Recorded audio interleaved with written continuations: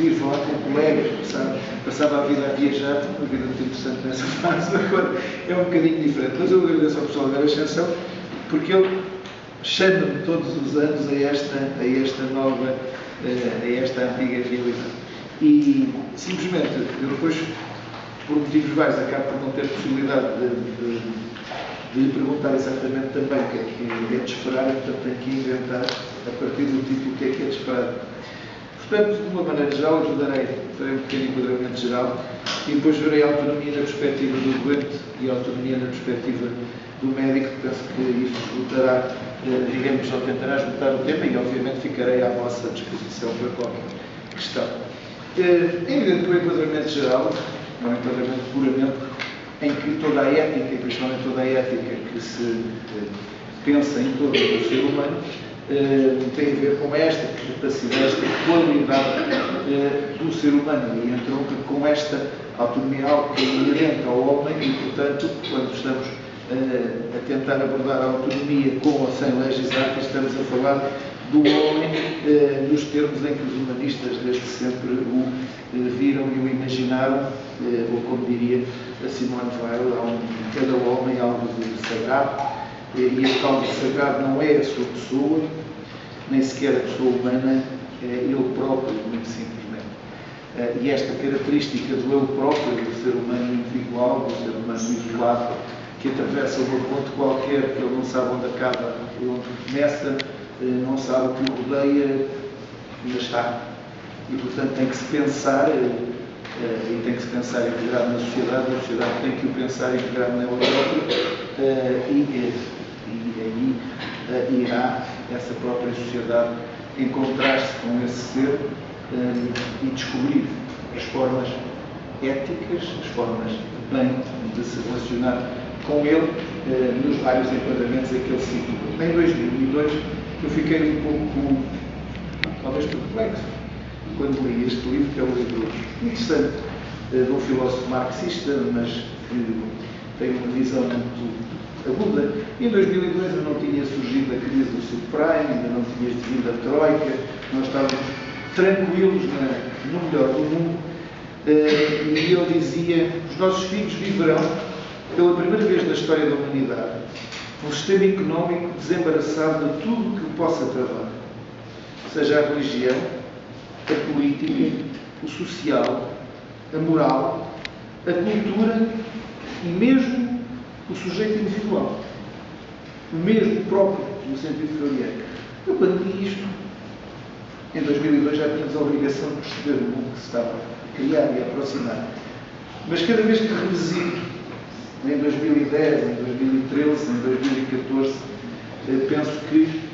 isto é muito atual e nós não podemos hoje raciocinar a ética e não podemos raciocinar a posição do homem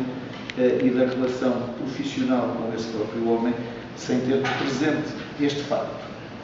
O facto de que há um mercado que nos fala todos os dias da televisão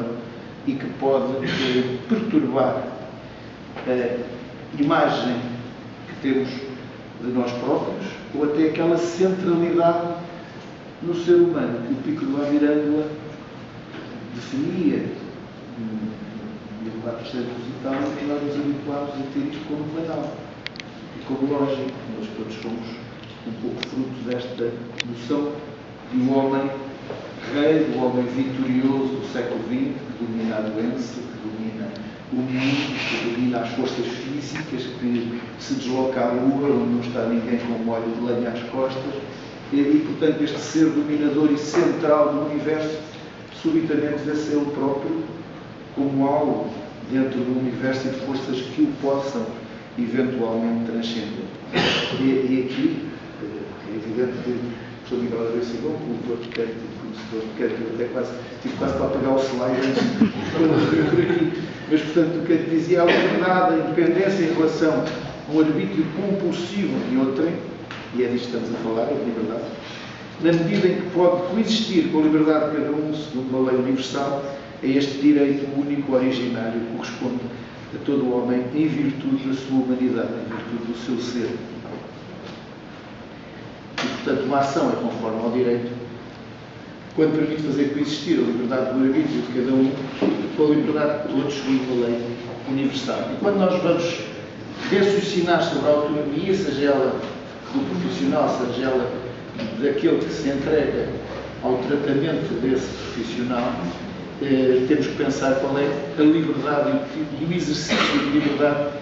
que esse ser vai ter. É evidente que a autonomia, numa lógica de uma ética principalista, enfim, com o seu centro nestes princípios of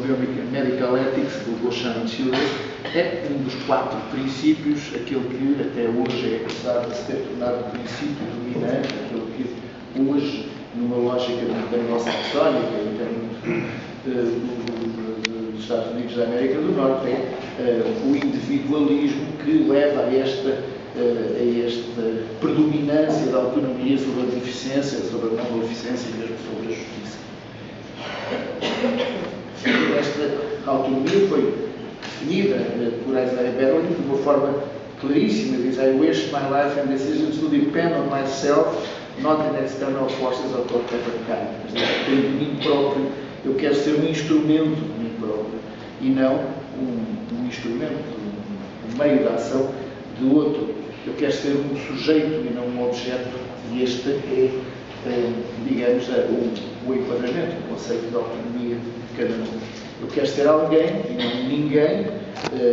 alguém que faz. A autonomia é alguém que tem capacidade para fazer, portanto, que decide, que não é decidido por outro, dirigido por si próprio. Eu quero, acima de tudo, ser consciente de mim próprio como alguém que pensa, que tem vontade, que atua e que assume a responsabilidade pelas escolhas que faz, em referência às suas próprias ideias e aos seus propósitos. Só se é autónomo se conseguirmos ter um enquadramento moral, se conseguirmos ter um enquadramento de valores, quaisquer que eles sejam, e que o ponhamos em prática, que tenhamos a liberdade de os pôr em prática. Fora disto, não há autonomia. Se nós tivermos a liberdade de nos comportarmos de acordo com um determinado padrão, podemos estar-nos a comportar bem, podemos até concordar com esses valores, mas não estamos a ser autónomos e não temos o direito de ter outro tipo de valores ou